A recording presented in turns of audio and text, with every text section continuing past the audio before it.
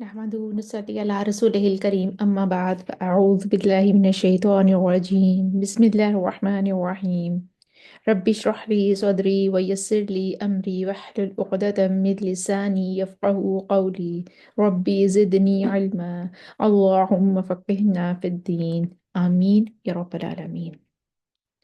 آج ہم پڑھنے جا رہے ہیں مد کا بیان۔ مد کے پہلے ہم دیکھ لیتے ہیں معنی کیا ہے۔ مد کے لغوی معنی ہے کھینچنا، لمبا کرنا، دراز کرنا۔ اور مد کے اصطلاحی معنی ہے حروف مدہ یا حروف لین پر آواز کا دراز کرنا، یعنی کہ حروف مدہ آ جائیں یا حروف لین آ جائیں تو اس پہ آواز کو لمبا کرنا۔ حروف مدہ ہم نے پڑھے ہوئے ہیں، الف، واو اور یا حروف مدہ ہوتے ہیں۔ الف سے پہلے زبر آ جائے، واو سے پہلے پیش آ جائے، یا سے پہلے زیر آ جائے تو وہ حروف مدہ پہ وہاں پر آواز کو کھینچتے ہیں اور اس کو مد کرنا کہتے ہیں۔ حروف لین پر بھی مد ہوتی ہے۔ محل مد کیا ہے، یعنی کہ مد کرنے کی جگہ کون سی ہے؟ محل مد کی تین اقسام ہیں، الف، واو، یا۔ تین جگہ پہ مد ہو سکتی ہے، ان کی تین جگہ پر ہم آواز کو کھینچ سکتے ہیں، الف کے مقام پر، واو کے مقام پر اور یا کے مقام پر۔ اور جو یا ہوتی ہے وہ مدہ بھی ہو سکتی ہے اور لین کی بھی ہو سکتی ہے۔ حروف مدہ، حروف مدہ جو ہیں وہ تین ہیں، الف، واو، یا۔ پنک کلر میں آپ دیکھ رہے ہیں الف لکھا ہوا ہے۔ الف ساکن ہوتا ہے اور بغیر جھٹکے کے پڑھا جاتا ہے۔ اگر الف پہ جزم آ جائے گی یا کوئی حرکت آئے گی تو اپنی حرکت لے گا، اگر جزم آ جائے گی ساکن ہوگا، یعنی کہ اس پہ آ جائے گی تو وہ جزم کا سائن جب آ جائے گا تو اس کو ہم حمزہ کنسیڈر کر لیتے ہیں۔ ٹھیک ہے، الف ساکن ہوتا ہے، اکیلا کھڑا ہوتا ہے، بغیر جھٹکے کے اس کو پڑھیں گے، اور ما قبل زبر ہو، الف سے پہلے زبر ہو تو وہ الف مدہ کہلاتا ہے۔ بلو کلر میں آپ دیکھ رہے ہیں واو ساکن، ما قبل پیش ہو، واو ساکن سے پہلے پیش، ٹھیک ہے، اور یا ساکن سے پہلے زیر ہو، الف سے پہلے زبر جیسے قولا، واو سے پہلے پیش جیسے قولو، یا سے پہلے زیر جیسے قیلا۔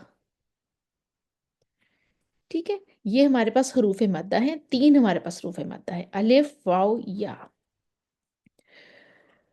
اس کی توجہ یہ بیان کرتے ہیں علماء کہ حروف مدہ کو مدہ اس لیے کہتے ہیں کیونکہ ان کے مخرج میں درازی ہوتی ہے، اس بنا پر ان کا مخرج وسیع ہے، اس لیے ان حروف مدہ کو مدہ حروف کہا جاتا ہے کیونکہ ان کے مخرج میں درازی ہے اور اس بنا پر ان کا مخرج وسیع ہے۔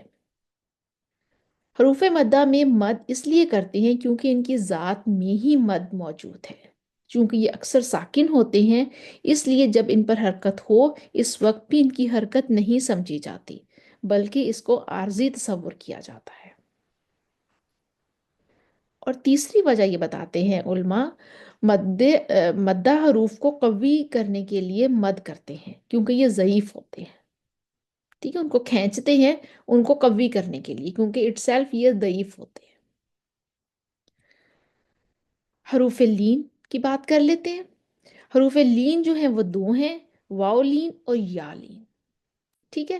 واو لین جو ہوتی ہے واو ساکن ما قبل زبر ہو، ان کے واو ساکن سے پہلے زبر ہو تو وہ واو لین کہلاتا ہے، جیسے خوف، ہمیں اس کو ادائیگی کرنے کے لیے ہی اس کو دراز کرنا پڑ گیا، کھینچنا پڑ گیا، خوف، ٹھیک ہے، اس کو خوف نہیں ہم کہہ سکتے، جیسے اردو میں ہم خوف کہہ دیتے ہیں، عربی بولتے ہوئے ہم عربی پڑھتے ہوئے ہم اس کو خوف نہیں کہہ سکیں گے، اس کو خوف کہیں گے، خوف۔ اور یا لین ہوتی ہے، یا لین، یا ساکن ما قبل زبر ہو، یا ساکن ہو اس سے پہلے زبر آ رہی ہو، جیسے ہوا سوئیف، سوئیف، اس کو سیف نہیں کہہ سکتے ہم، سوئیف، اس کی ادائیگی کرنے کے لیے ہمیں اس کو کھینچنا پڑے گا، دراز کرنا پڑے گا، وہ سوئیف کے دو حروف لین ہے، واو لین، یا لین۔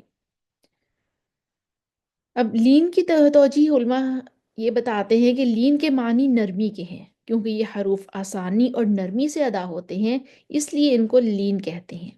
ان میں حروف مدہ کی مشابہت کی وجہ سے مد کی جاتی ہے، کیونکہ حروف مدہ سے مشابہت نہ ہو اس لیے ان میں مد کی جاتی ہے۔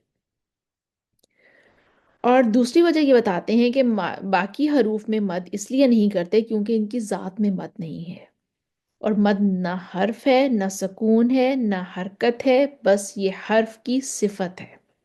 ٹھیک ہے، مد جو ہے وہ کوئی حرف نہیں ہے، کوئی سکون نہیں ہے، کوئی حرکت نہیں ہے، کچھ بھی نہیں ہے، بس یہ حرف کی صفت ہے کہ ہم اسے کھینچ دیتے ہیں، اس حرف کو ادائیگی کرتے وقت کھینچ دیتے ہیں۔ سبب مد، مد پہلے ہم نے محل مد پڑھا تھا، محل کی جگہ کہاں مد کرتے ہیں، الف واو یا کرتے ہیں جو ہمارے پاس حروف مدہ ہے، اور لین میں کر دیتے ہیں واو اور یا پہ ہم مد کر دیتے ہیں، واو کی جگہ بتائی تھی ہم نے۔ اب سبب مد، مد کی وجہ کیا ہوتی ہے؟ سبب مد کی دو اقسام ہیں، ایک لفظی اور دوسری معنوی۔ سب سے پہلے ہم دیکھتے ہیں کہ سبب مد کی مثالیں دیکھ لیتے ہیں۔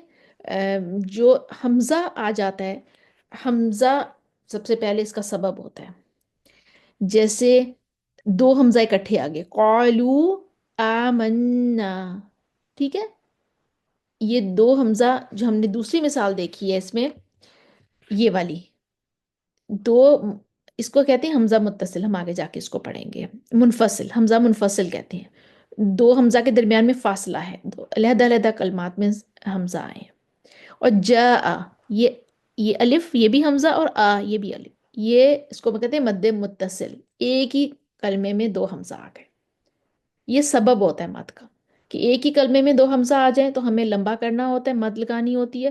اگر دو کلمات میں حمزہ آ جائے، ایسے اکٹھے آ جائے، تو پھر بھی ہمیں مد کرنی ہوتی ہے، اس کو کھینچنا ہوتا ہے، یہ سبب مد ہے۔ سکون، سکون بھی ایسے ہی ہے، نستعین، دو سکون اکٹھے آ گئی ہے، یہ ہم نے نستعین پر وقف کرنا ہے، تو ہم اس کو عین کو کھینچ سکتے ہیں۔ الآن، ہم نے سکون کرنا ہے، یہاں پہ نون ساکن کرنا ہے، تو آن کو ہم کھینچ سکتے ہیں۔ تشدید ایک اور سبب ہے اس کا، دابہ، با شد والی ہے، ٹھیک ہے، اور دابہ، دا کو ہم کھینچ سکتے ہیں کیونکہ آگے با کو ہم نے شدہ کے ساتھ پڑھنا ہے، زور کے ساتھ پڑھنا ہے، شدت کے ساتھ پڑھنا ہے۔ دابہ، وہ جیسے جمپ کرنی ہوتی ہے، جتنا پیچھے سے بھاگ کر آتے ہیں اتنی زیادہ لانگ جمپ ہوتی ہے، اسی طرح سے ہم نے یہاں پہ با کو شدت کے ساتھ پڑھنا ہے، تو ہم دابہ، تبھی شدت دے سکے، اگر نرمی سے دابہ کہیں گے تو وہ ادائیگی نہیں پوری ہوگی۔ الحاقہ، ٹھیک ہے، یہاں پر ہم مد کر سکتے ہیں۔ یہ تین سبب مد ہے، حمزہ، سکون اور تشدید۔ حمزہ اکٹھے آ جائیں مد ہوتی ہے، ساکن کرنا ہو مد ہوتی ہے، تشدید آ جائے تو مد ہوتی ہے۔